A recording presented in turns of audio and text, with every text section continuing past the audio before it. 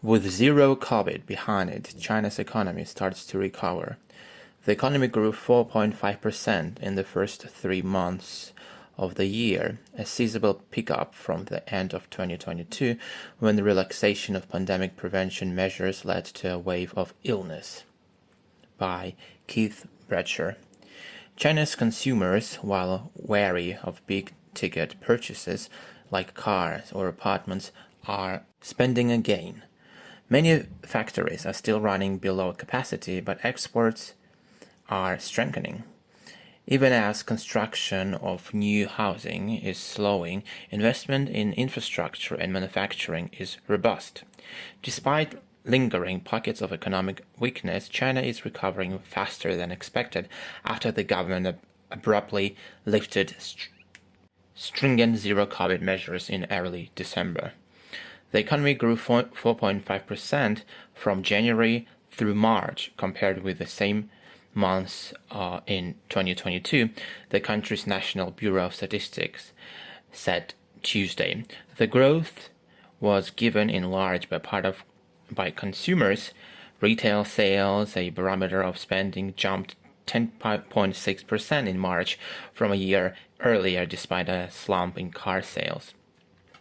The stakes of the rest of the world are higher after China experienced one of its worst economic performance in decades last year. For most of the past 2 decades, China has been the single largest engine of global growth. Despite slimmering tensions with the United States and growing disagreements with Europe, China remains highly independent, with both of their economies at an uneasy time. The International Monetary Fund warned last week that the world faces an increasing risk of painful slowdown this year as central bankers in the West raise interest rates and banks stumble. Tuesday's report on gross domestic product indicates that China, the world's second largest economy, is coming back to life. The quarterly growth is beginning to show a hoped-for healthy rebound, said Louis Liu, an economist specializing in China in Singapore office of Oxford Economics.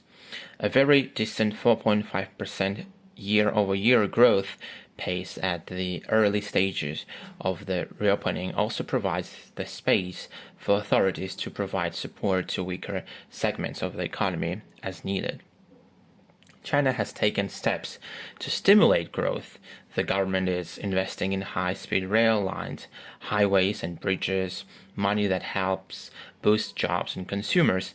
The central bank, the People's Bank of China, told commercial banks last month that they could hold slightly smaller reserves against possible losses, freeing them to lend more.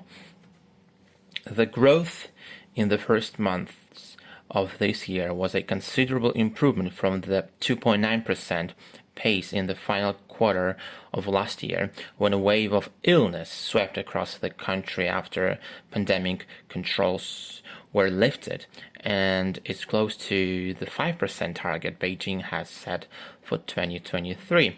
Spending has been strongest for services like travel and meals. Hotels in Beijing and Shanghai that turned off elevator last year and often had a single dinner in 200-seat restaurants now find themselves with lines of people waiting for a table at breakfast. Most of that activity has been driven by Chinese consumers, as flights into the country have been slow to resume.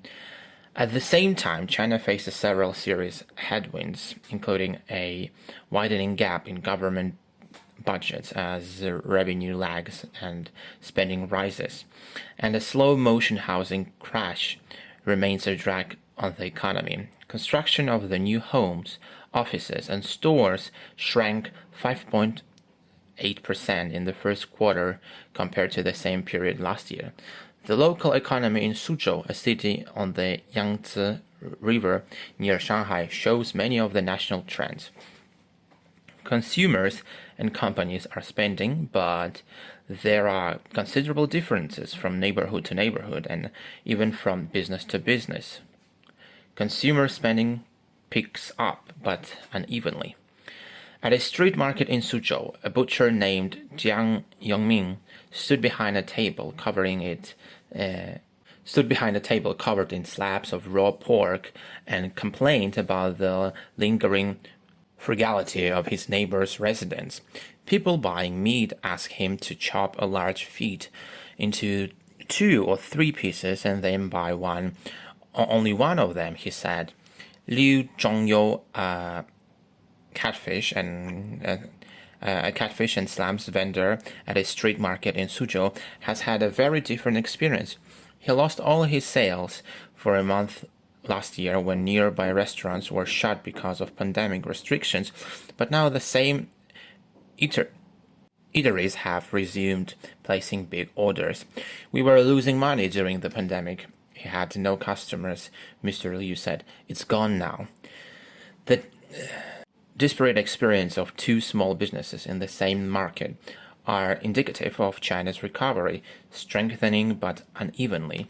Retail sales in China climbed only 3.5% in January and February compared with the same months last year, so the big increase in March represents the first sign of a robust recovery, but the jump is in comparison to an actual decline in March 2022, when COVID cases were rising, leading to the start of Shanghai's 2-month lockdown.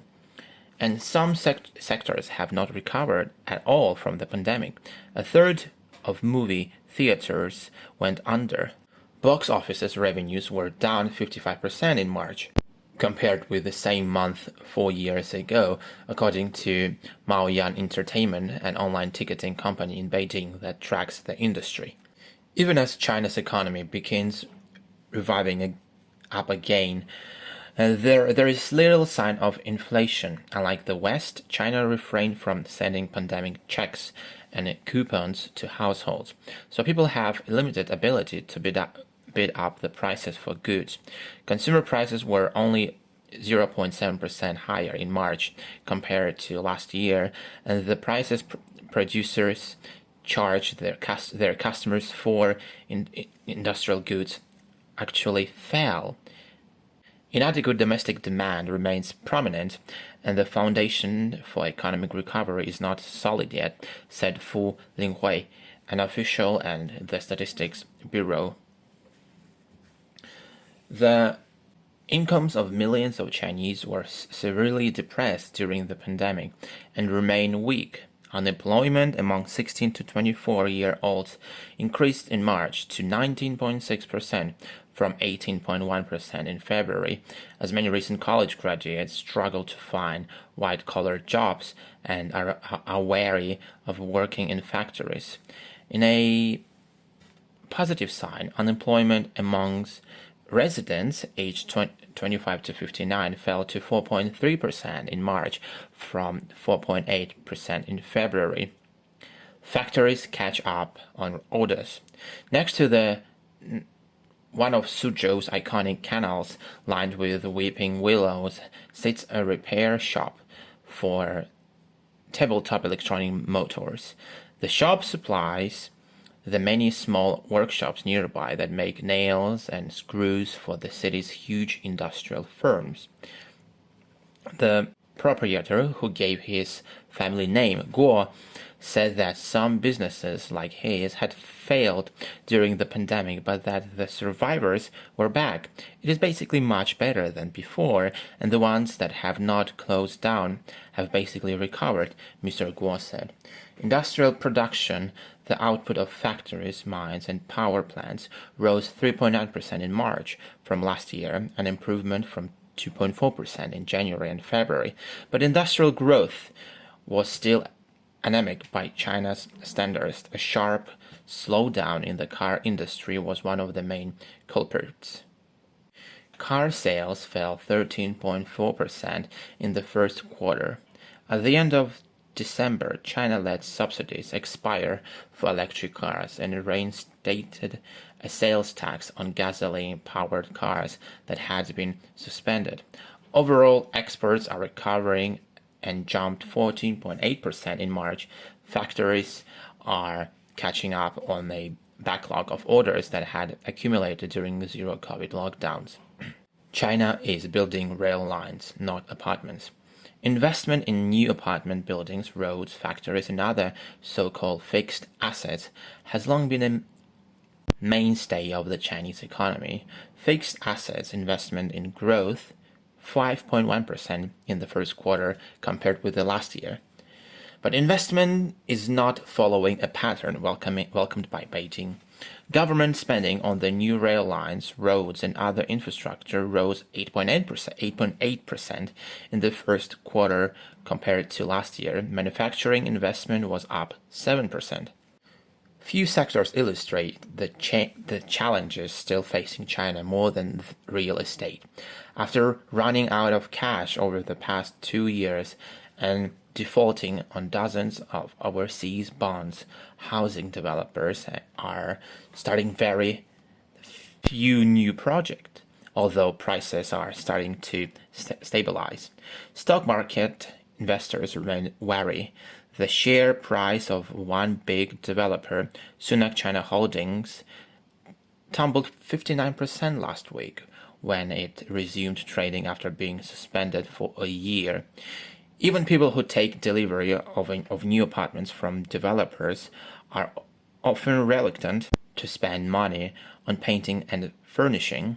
At a paint store down the street from Mr. Guo's electric repair shop, customers have disappeared.